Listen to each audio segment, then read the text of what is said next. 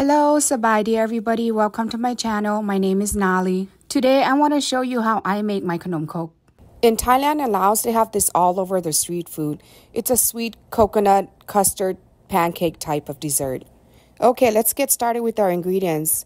We have half a teaspoon of salt, 2 tablespoons of green onion, and 1 cup of room temperature water, 3/4 coconut milk. And this is the coconut milk I use. You could use any brand as long as it says coconut milk.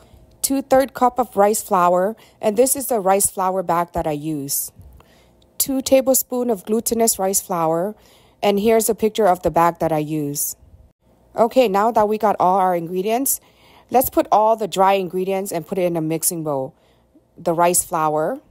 I'm sorry, in the beginning of the video, I forgot to say that you need 1/3 cup of sugar. Our sugar. The sugar amount is 1/3. Glutinous rice flour. Get all the flour in there. And half teaspoon of salt.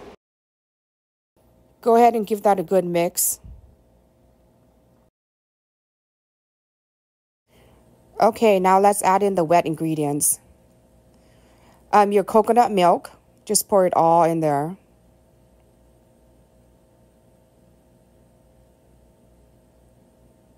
Get every last drop.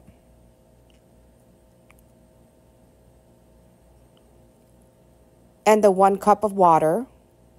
It is really important that you measure out everything that I have listed, all the ingredients. And I'm just going to go ahead and add my green onion now. I know lots of people like to top it off when they're cooking it, but I just like adding mine when I'm mixing everything together. And then you want to mix it really good just to make sure there's no clumps. Yep, it's looking really good. We're almost done. Now that it's all mixed together really good, no clumps, let's start cooking it. I went ahead and turned on my stove. Mine's a gas stove, and I'm going to show you how low I have it. I turn it all the way down until my level is 2. That's like very low to medium heat.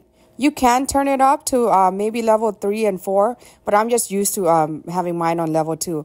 And just go ahead and get a cup, jar, plate, bowl of oil, and just go ahead and put it in there and be generous, because the more generous you are with the cooking oil on there, the crispier your kanom Koke will be.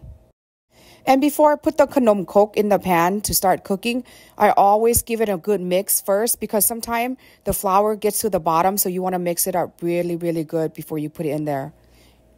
Okay, go ahead and put in your kanom Koke once the heat is hot enough. See how I'm not filling it up? You could choose to fill that up if you want to.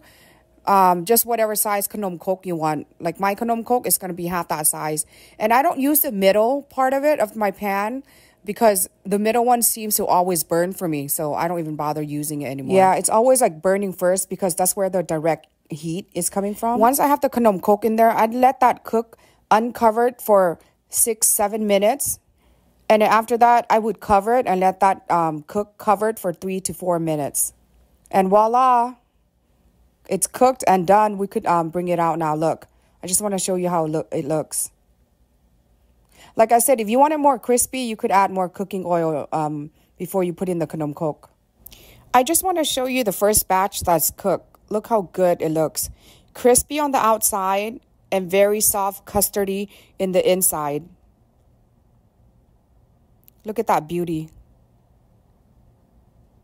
Doesn't that look good? If you like the video so far, hit like and subscribe. In Thailand and Laos, they like to sell it like as a pair. They would pair it up just like that. But before you eat it, let it like cool down on the cooling rack at least like 2-3 minutes. I want to say this recipe makes about 22 to 26 pieces, depending on the size of the kanom Koke that you put when you're cooking it. As always, I just want to say thank you so much for watching, and I hope you like it and subscribe. Thank you. Have a great day.